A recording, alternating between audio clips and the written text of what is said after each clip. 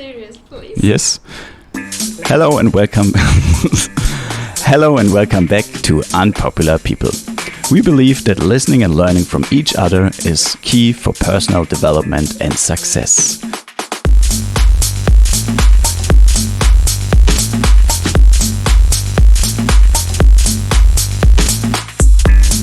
Today in our interview, Elisa, originally from Germany. She's a textile engineer and she lives in Australia by now. How she got there, where she is now, we will find out in this interview. If you want to find out more about Unpopular People, please visit our website www.unpopularpeople.com. You can find a shop on our website to buy clothes that represents our Unpopular People community. You can also join our newsletter and join our server on Discord to exchange with our guests, with us, with other listeners, or whoever you want to contact with. And now, enjoy this very interesting and inspiring interview with Elisa.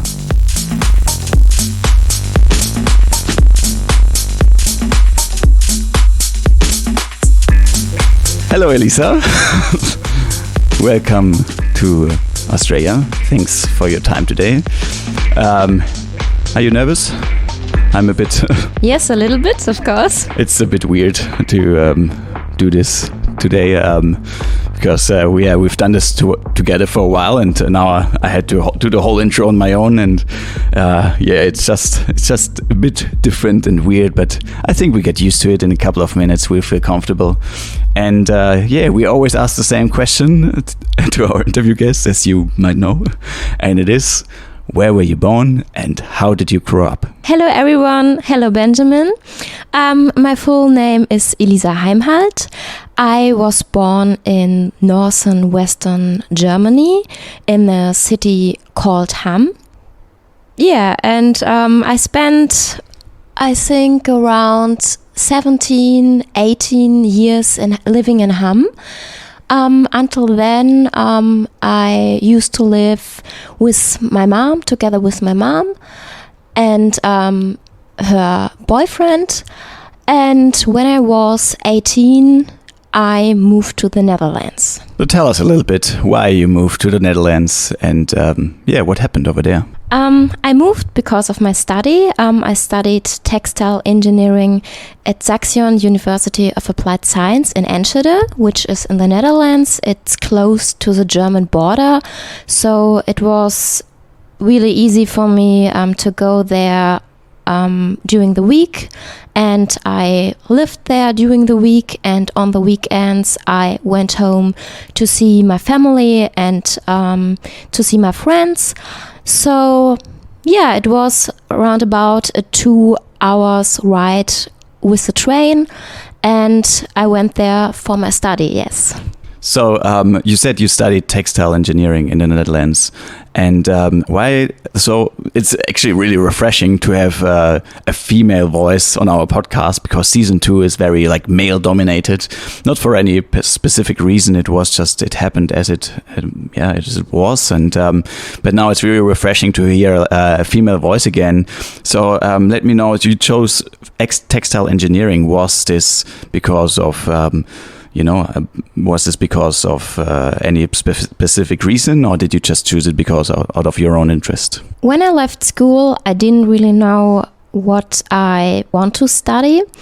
So it was a little bit challenging for me to find myself or my interest for the future. I couldn't really imagine in what profession I could work in the future. I didn't have any ideas for my life.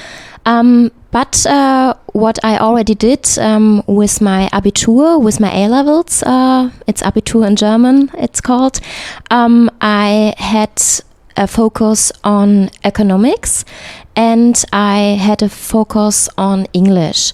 So, and one day when I was in my final year of my A-level, there was this school, this university came to our school and introduced a little bit the university, and they hold a presentation about the student life in Enschede in the Netherlands. And I found it really interesting, and I thought, oh, maybe I should have a look on this university. It's nice to go to the Netherlands. Why not? I don't have to study in Germany. Why not? Let's see what kind of studies they offer over there. And some of my classmates, my good friends, hello to Natalie and Christina Westos and Christina Sander here at this point, and Caroline. We all went together to visit this university and to have a look on it. And but my friends, they were interested in different studies than me, and because I was always interested in fashion. I really liked to dress myself in nice clothes, and in the past, when I was younger, I really enjoyed art and drawing, and I always liked colors and had an eye for the detail, I would say. So, and then I saw that they offered this textile course, this textile study, which has to do a lot with fashion as well. And I thought, oh, that sounds interesting for me. And it's a combination of economics and textiles, and I like textile. So yeah, why don't go for this one? And there was another reason that supported me in my choice, and this was that my friend Christina, she wanted to study at Saxion as well, but she decided for another course. So I thought, oh, that's really cool. We can start together in a new country, at a new school, and we already know each other. And it doesn't matter that we don't study the same, but we can enjoy this time together for the beginning. So yeah, this was why I decided for this course, actually. And how long did it go? And was it difficult to study in the Netherlands? Did you have to speak Dutch, or was it in English? It was in Dutch, which was really challenging for me, especially in the beginning, because I had to learn this new language from scratch. I never spoke one word Dutch before. So I had a 3 weeks intensive course learning Dutch that prepared me for the study. Yes, and these 3 weeks, as I said, were challenging because I thought, oh, I will never learn this language. Of course, it's a kind of mix of German and English, but when you suddenly have to write everything in Dutch and have to learn all the vocabulary and do a full-time study in Dutch in a new language, I thought, oh, this will be very hard. But in the end, it turned out very good. I passed the tests, and and during the first year, I had some language lessons for Dutch as well. So it was next to my study, I had 2 times per week, I think it was, Dutch lessons to learn this language properly. The full study was 4 years, but these 4 years were separated in 2 years full-time study. Then there was half of a year was an internship or a semester studying abroad. And then we came back to university for half a year, and then the rest of the study was writing the bachelor thesis. And so what advice could you give others to learn a language in such a short time? Did you use any certain tools, or how did you manage it to learn a language in such a short time to go to university on an academic level? I think the most important thing is that you have your goal focused. So my goal was I wanted to start this study, and when you see this goal in front of you, there was no other way, no shortcut to do. I had to. And I think it's important to focus on this goal. Secondly, so like I did, I tried to surround myself with people that speak Dutch. So I tried just a little bit when I ordered a coffee or bought some food to try to speak Dutch with the people that I met on a daily basis. And of course, what is really important as well is to learn vocabularies. I think that's very important. What I could have done better, so what would be an advice for other students, stay at this country, don't go home too often, because always when I went home I spoke German again, and this was not that it supported me to learn Dutch. So I was back and forward from German to Dutch, and then sometimes English, so my head was spinning around between 3 languages, which was difficult. Yeah, so stay in the country or don't go home too often, and surround you with people that speak the language. This would be my advice. And you said you were always interested in fashion. So how come? Is fashion for you something you chose because you wanted to change your appearance? Is it like a psychological reason, or is it more like because you like colors and shapes? And where do you think does it come from? I think it started in my childhood already, that I liked fashion. Because my mom, she always was very caring, and she loved to sew and to make wonderful clothes for me when I was a child. Like from 2 years old, I remember just wearing clothes that she made for me, that she made herself. So everything matched to each other. Like I had a hairband matching to my dress, and everything matched. So it's an education thing, I think, that I think it's important, or that I really liked it to dress myself nicely. And same with colors.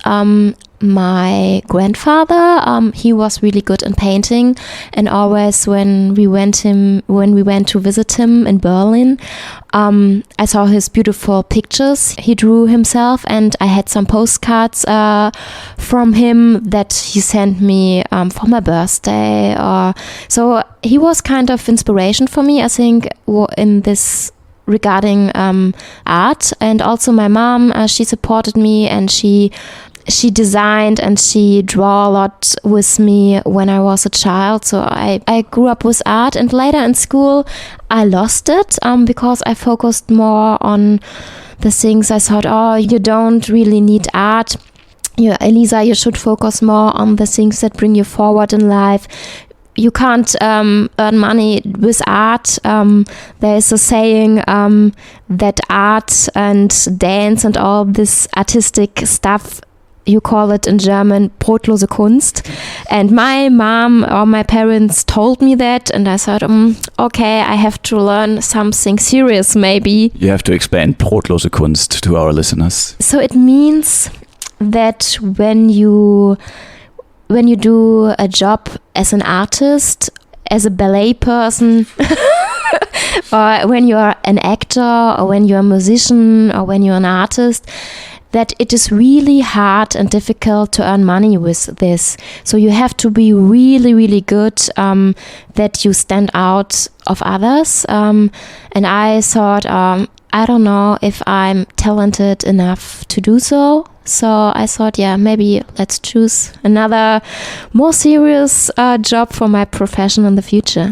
So what do you think of fashion now? Well, I went to many years working in the fashion industry, which changed my thoughts about fashion and fashion production, because in the beginning, so I still like fashion, don't get me wrong. It's nice. I still like to dress myself nicely. I still like colors. I still like different styles.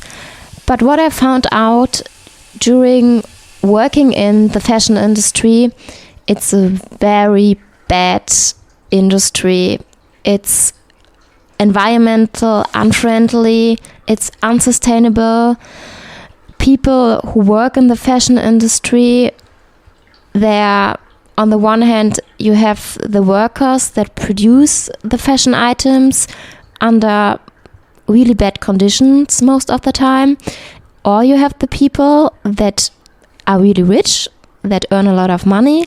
And I don't know if the listeners, the movie The Devil Wears Prada. So when you think of this movie, it's real. So the movie mirrors how the people are. So yeah, and so I changed a little bit my mind about fashion, I would say, in the last 3 to 4 years, to be more conscious about fashion. So because of all these bad reasons, at one point I thought to myself, I can't support this anymore. I can't sell fashion that's so badly for the environment, for other people. I can't do this anymore. And I changed my mind to what I think about the fashion industry in the last 4 years. Yeah, I found out for myself during this time, it came slowly, that I got more and more conscious about all the bad things that fashion does, that it is not good for us, for the people, for the environment, for the planet. And so I changed my mind to that I'm more conscious about fashion now. So this means I don't consume as much anymore. I take care of what I really buy. So where does the materials come from? What materials are the fashion I buy? How are they produced when you can see it? Or at least minimize waste. So this means do better for our planet in terms of buy clothes in the op shop, for example, or don't buy as often anymore so many fashion products, and so that the products got a longer life cycle. In the past, I bought something, I wore it for 2 months, and then I don't like it anymore, and then I'd throw it away or gave it away, and now I think different about this. So for our listener, an op shop is also a second-hand shop, for them that doesn't know. And but what's interesting for me, you say like a healthy consumption, that you changed like from consuming a lot to less. So what's a healthy consumption in your point of view? How can you describe this to our listeners? So think about what do you really need, and think about of maybe don't have so many similar pieces in your wardrobe. So for example, you don't need 10 pairs of jeans that look similar, or you don't need 15 t-shirts. They are just t-shirts. So try to have pieces more longer. So for example, you decide for 1 or 2 favorite pieces that you have and try to that they match to the rest of your wardrobe. So for example, choose more neutral colors. For example, when you have a basic blouse in white, classic, nearly everyone has this in their own wardrobe. So you can match a piece that's neutral, that's classic, better to all other pieces you have, and try to have different pieces. And for example, instead of having 10 blouses, have 2 blouses that are both are different, have 2 t-shirts, both are different, and then combine them in a different way to have different styles. So you can have different styles by mixing and matching it differently. And when you want to be really fashionable, just select one piece. So for example, per season, buy, for example, just one fashion piece that's really cool, or that has a really cool trend color. So when you have just this trend piece and combine it with the rest, with your neutral, with your classic wardrobe, then you stand out anyways, because this is something special. So you can do this. Yeah, thank you very much. And also, so you mentioned to go to a second-hand shop or an op shop. So what advice could you give people to find their style? When you go there, how do you approach it yourself? I think it's not difficult to find your own style in an op shop, because you just go, what do I like, or what I don't like. I don't go for sizes anymore. When I went shopping in the past to a shop, I always selected, I have size S, for example, and so I just have a look on size S, what is in size S available. But now I look differently. I just go through the pieces they have. For example, when I go to have a look at skirts, what skirts do they have? And I don't look at the size in the first view. I just look, which one do I like? So I rush through, tick, tick, I like, tick, tick, I don't like, okay. And then I pick the piece I like, and then I look for the size. Is it my size? If yes, I try it. If it isn't my size, I don't try it. I hang it back to the rack. And and it's easy. I just go through the shop and select pieces that I like, and then I try it on. And when they fit, I sometimes buy them, and when they don't fit, I don't buy them very easily. Okay, thank you very much. I think that's very helpful. But I also realized that for me, that sounds a bit. You explain it how as a female person how you would do like find female fashion, but if you're looking for male fashion, for me it's so much harder. Like I feel like I can't like choose a different size because it looks funny if I wear a shirt that's like XL instead of M or S or whatever I'm looking for. So what approach or what suggestion do you have for males or people that look for male clothes? Do you mean in an op shop or do you mean in general for a fashion style for men? Both, like in fashion style, but mainly for secondhand or op shops. For men, I would say always consider what do you have already in your wardrobe, as I told already for female. So better think what would match to in consideration of colors or shapes, what matches to the clothes I already have, so you don't have to buy everything new. Of course, you can try sometimes a new style, but just try out. Don't be shy to try to pick a piece that it's normally not your style. Just try it on. It's just an op shop, and it's you always can try it on. You don't do something wrong or worse with trying it on. And then when you wear it, you feel, do I see myself in this one? Do I feel comfortable with this piece? Don't I feel comfortable? If don't buy it. If you like it, if you like the material, if you like the color that matches to your eyes or your hair color, then buy it and don't be shy to try something new. And I think then you find something in your wardrobe, because normally men wardrobe is a little bit more simple than female wardrobes. So I think you will find something. So you talk about like some clothes that I feel comfortable or that someone would feel comfortable with or confident with. So how do you get this confidence? I mean, how do you, if it's like bright red, and but I'm not a very confident person to walk around in a bright red shirt, for example. So how do you get this confidence in wearing clothes? You shouldn't wear something that you don't like. So when you don't like red and when you don't like to be in the focus, then don't wear it. So then better pick a more neutral color or a blue that you don't stand out so much, so you can feel comfortable with being yourself. I think this is the most important advice I could give in terms of styling.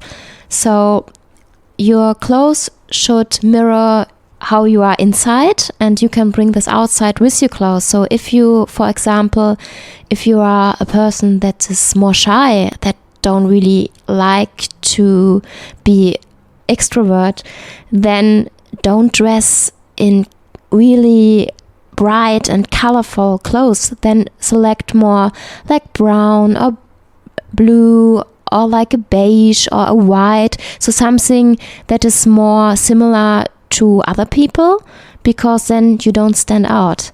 But if you are someone who likes to present yourself like everybody should look at me, look how good I am, and look what I can do and how amazing I am, or you want to convince somebody, when this is really you, then of course you can select bright, shiny colors that present because then it would match to you. For me, sometimes it seems that people that are very inconfident, they wear like the most colorful and bright things, and they put the most makeup on, and for me sometimes it feels like they're trying to hide someone that they not are, they try to hide their own personality for some reason.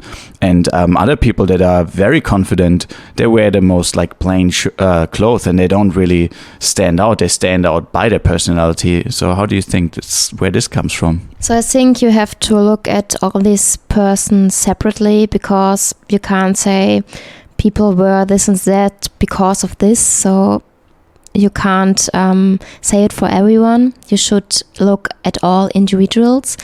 But in generally, I would say that comes from, as you said, maybe the people want to hide something, or maybe they have some other problems. Maybe it's a cry because they can't express with words, maybe, or with other things, with art or with sports, exercise, or maybe they don't have a passion, so they don't have a communication channel maybe to use.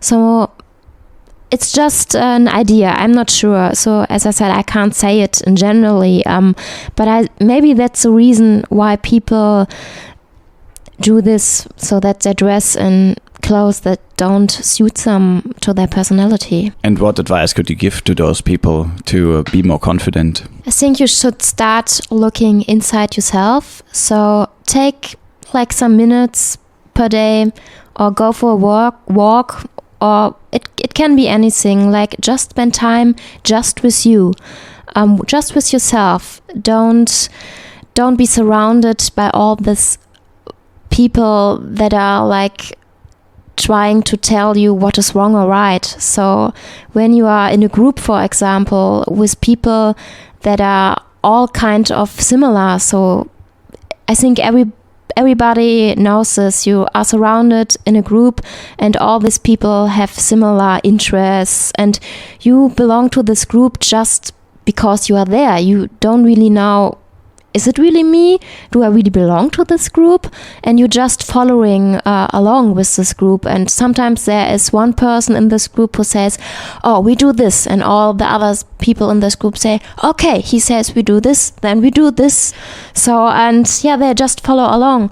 But try to focus on yourself. Try to be you. Try to be you as an individual. So think about, what is me? What makes me different than the other people in this group? Of course, you can have something similar because they are your friends, and you should have something in common because this connects you. But you shouldn't lose yourself, to that you really stay with yourself, like that you say, okay, why am I sad, for example, or why don't I have this confidence? So try to think, try to spend time with yourself, and as I said, maybe you go for a walk, and just try to let your thoughts come, and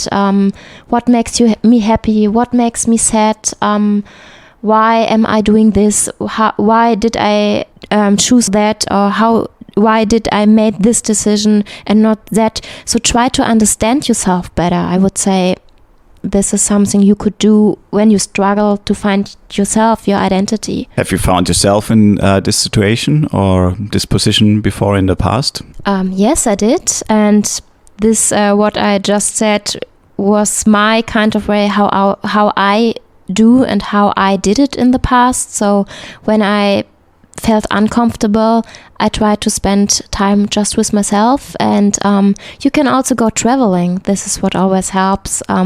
Or just go for, I don't know, make a trip to somewhere, and surround you with new things. This was always something that helped me. So when I came to a new place where I have never been before, because everything is new there. So I'm not distracted by other people because it's just me here in this new place. So I can follow my thoughts and my intuitions and what I like. And this always helped me to understand myself better, in a better way. Is this the reason why you're in Australia?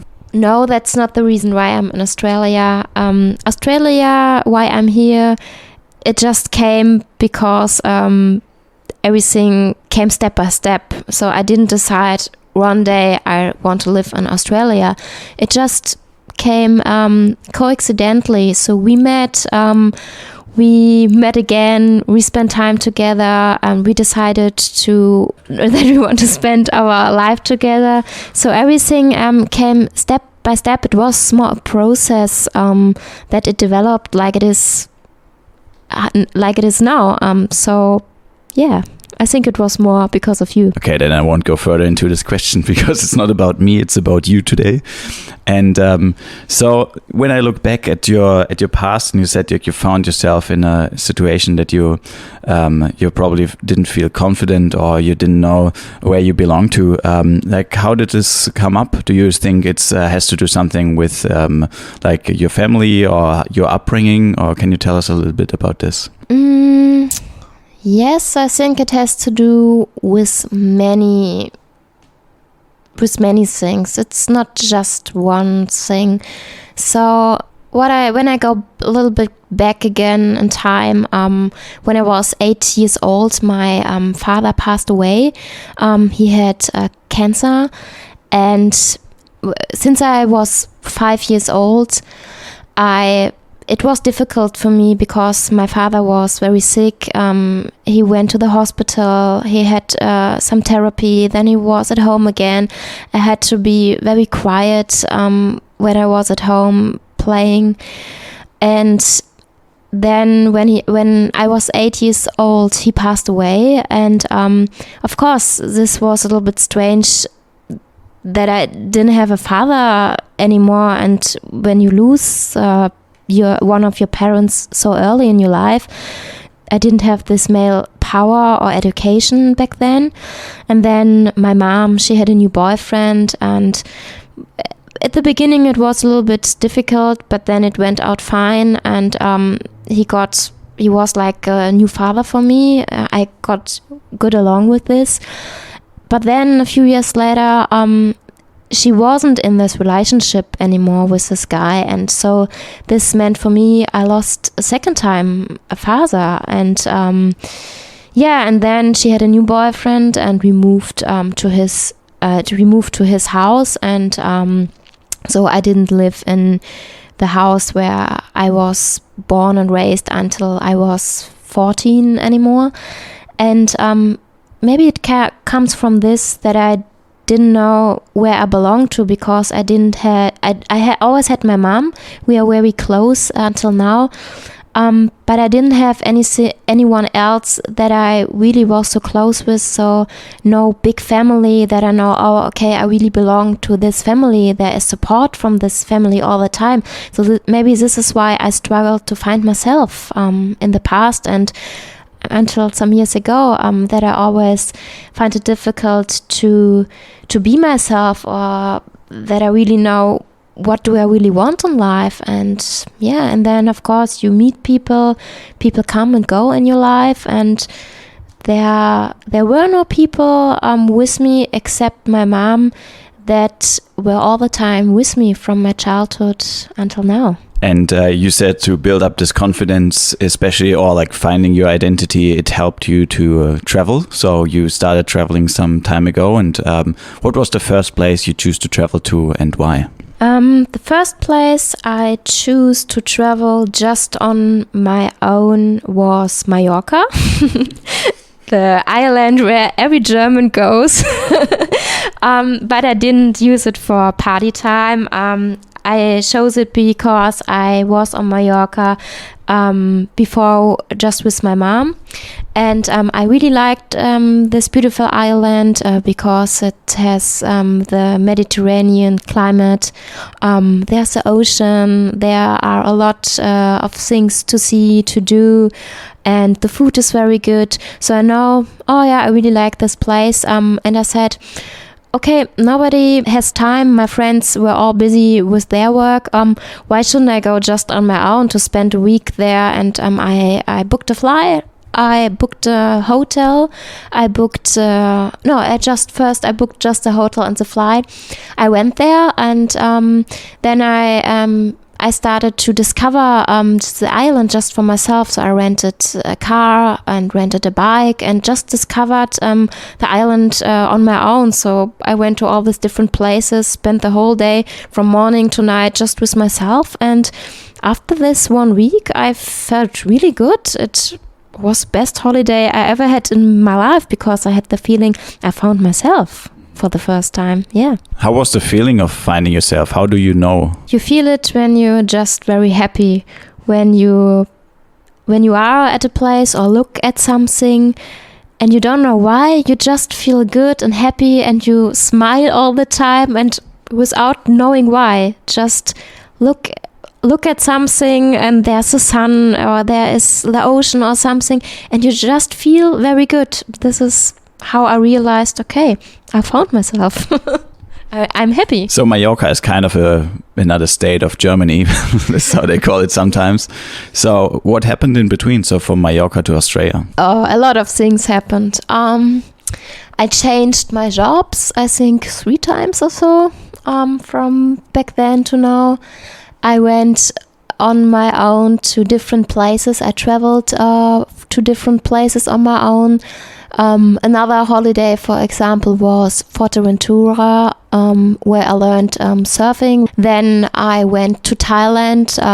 This was the longest trip I have ever done in my life for so long time.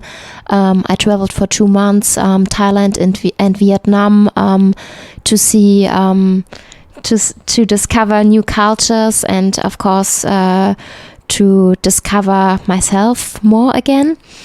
And I also changed the job. So back then when I traveled to Mallorca the first time, I was working for a fashion brand called More and More. I was living in Düsseldorf at this time, a posh city in Western Germany. Then I changed my job.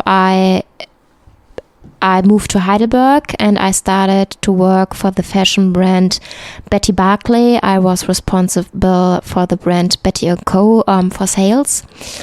And after this, I quit this job because I didn't like to go with a car around all the time, because I was all the time in the car traveling through whole Germany. And it was a little bit too much on my own, so I wanted to have a life at home, or I wanted to have more at home and more like meeting friends, build friendships, or have like a certain kind of routine. This was not possible in this job. So, and then I quit this job and I started to work at Heine, which is a catalog, an online company that sells just online, and in the past they sold their clothes on a catalog. And this was the first time when I came back to more the creative working. So I worked in online visual merchandising and styling. So I styled outfits. So my position was called outfitter. I implemented new outfits for the target group and for different styles. Yeah, and then Ben and we met, and my life has changed since then again, because as you said, now we live in Australia. So first I went to a holiday to meet Ben again, and I decided to visit him in New Zealand, and I booked a flight and I decided to stay in New Zealand for a holiday with Ben for 3 weeks. And but in the end, I liked New Zealand so much and I liked Ben so much, so that I decided not to go back to this old life in Germany anymore. And then we went to Australia for the first time.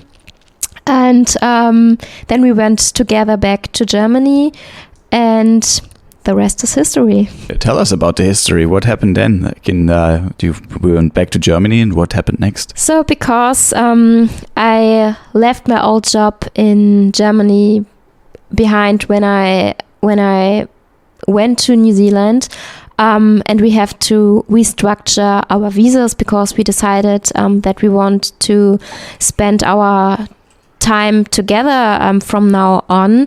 So we came back to Germany to reorganize our visas and to plan a little bit how and where we can live in the future together. So for Ben, it was clear that he doesn't want to live in Germany anymore, and for me, it really didn't matter because I knew I just wanted to be with him, and I like to travel. And for me, same like when I went to the Netherlands, the place was not so important for me. So but in the end, we stayed in Germany for 9 months and rented a flat together and lived there together for 9 months until we finally went back to Australia and started our new life here in beginning of 2020. So what are you doing now? Just recently, I started a course in interior design. I'm doing the diploma course, which is for 1.5 years. And after this course, I'm gonna be an interior designer. Yeah. So how was the immigration, or like how was what difficulties did you experience getting a visa for Australia, or what advice could you give others if they want to come to Australia after COVID, of course? When I arrived in Australia last year, before COVID, everything was easier, especially for me because I was 30 years old, and with 30 years you can still have the working holiday visa. So I applied for the working holiday visa, which allowed me to stay in Australia for 1 year. This was a visa I used last year, and to stay here I needed a new visa. So this is why I decided for the student visa. So people who want to come to Australia, who want to stay for longer than 3 months in Australia. Normally you can stay 3 months for a normal tourist visa. Then I would advise do a student visa so you can learn something new. Gain new skills, and you can stay for 1 year or 1.5 years. It depends on how long your study goes for. And what difficulties did you face coming to Australia? Can you tell us a little bit about the beginnings? Maybe I first tell the good things before I tell the difficulties. People here are really nice. They help you. They are very open-minded. They talk to you when they don't know you. Everybody asks you, how are you? And you say, oh, that's a stranger. And they ask me how I am. I'm good, yeah. And so they are really open and nice. But the difficulties are that it's a little bit artificial most of the time. So they ask you, but they don't really mean it like this. So now I realize it's a little bit harder than I thought in the beginning. For example, when you look for a casual job, because they already they know when you talk with them, or your language, your mother language is not, your first language is not English. So they see that you struggle a little bit with language because you have an accent, and they see that you're a little bit different than they are, and you think the same, or I think the same. Maybe it's a culture thing. So this makes it a little bit difficult sometimes to integrate with other people, I would say. Then, of course, everything is a little bit different structured when you have to go to a doctor. So, and from Germany, I know it, you have your insurance, you go to the doctor, show your insurance card, and you straight away you get an appointment. But here it's a little bit different. You have to ask, oh, does my insurance cover this doctor? You have to find out. So all this stuff. Then when you want to rent a flat, you have to show, you prove who you are, and you have to show your pay slips. But when you haven't worked much in Australia, then of course you don't have many pay slips you can show, and it makes it a little bit harder to rent an apartment, for example. But there's always a way. So when you really want to be here, there's always a way to be here. So you can live with flatmates, for example, or you can go through an agency, or you can ask somebody else to prove, so you can give references from other people you met, and they can prove who you are. And there's always a way. So when there's a will, there's a way, I would say. And so you got a casual job, but so how do you handle like your day? How does your day usually look like? Recently, my routine changed because last year my day looked like that I went to my casual job, working there around about 5 days per week, and but I already had free time to do my exercise and to spend time with myself and with Ben, with you, and of course Unpopular People. And so the last year during COVID, it was something good that happened for us, for our business, because we could spend all our time for our Unpopular People project. So this means we built the website, we rebuilt the website. We started to send out newsletters. So we built up our email audience. We started to do the podcast in English instead of German.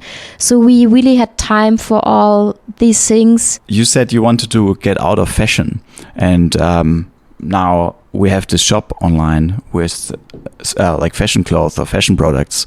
How do you explain this? I didn't want to get out of fashion. I just couldn't support the bad things in fashion anymore. I still like fashion, and the clothes we are selling, they are produced on demand. This means there is no mass production. Nothing from our clothes is produced for the bin. So people that want to wear our clothes can wear them. We don't have items that are produced and nobody will wear them. A lot of our clothes are made of natural materials like organic cotton.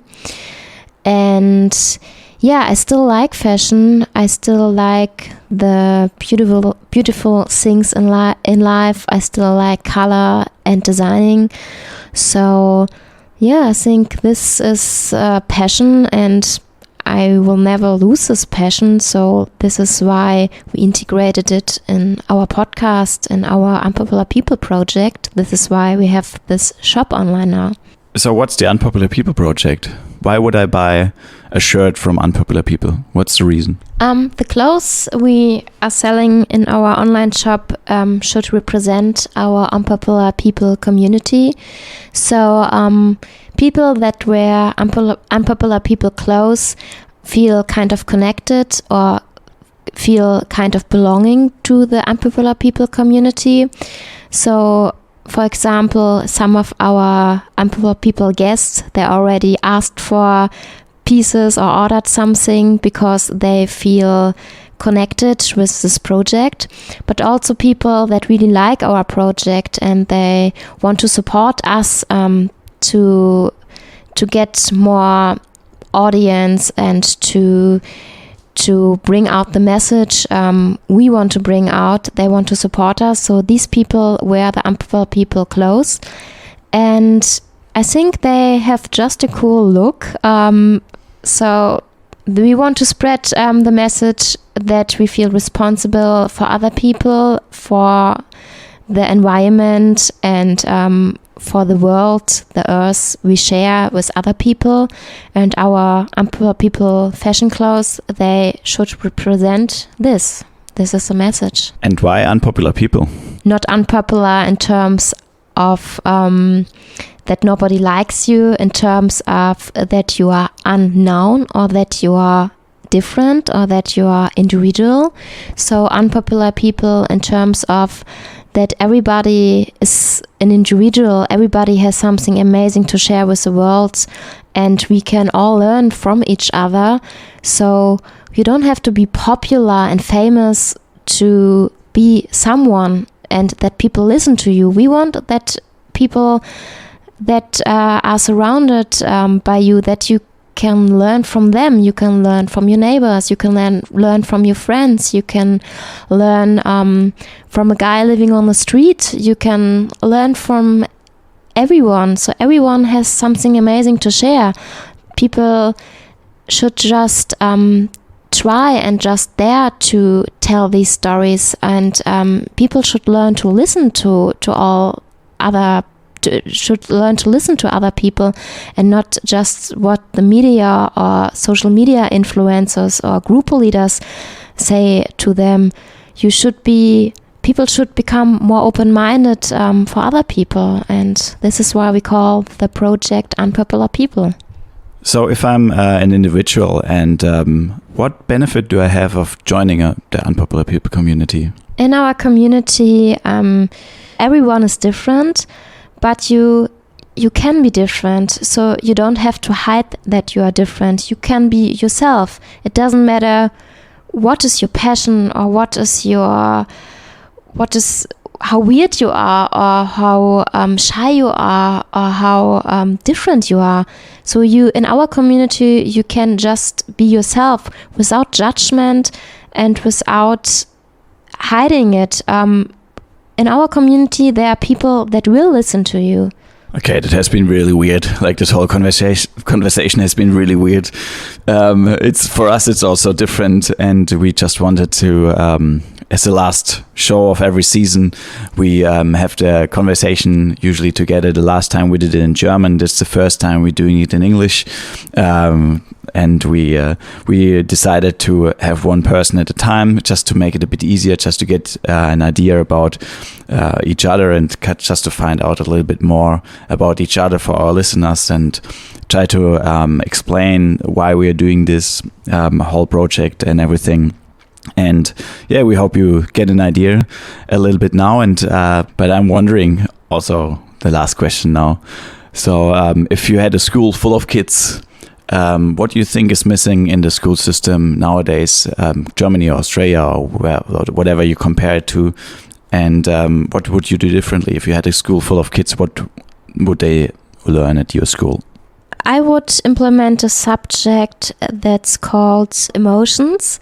So I would teach young people how to handle emotions and how to handle their feelings. So, for example, I would try to teach them tools how to handle this.